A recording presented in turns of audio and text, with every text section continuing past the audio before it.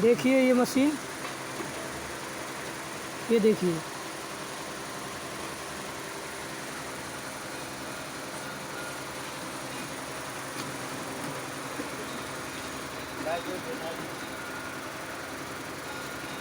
देखिए किस तरह से ऑपरेट होता है। ये अंदर डाला,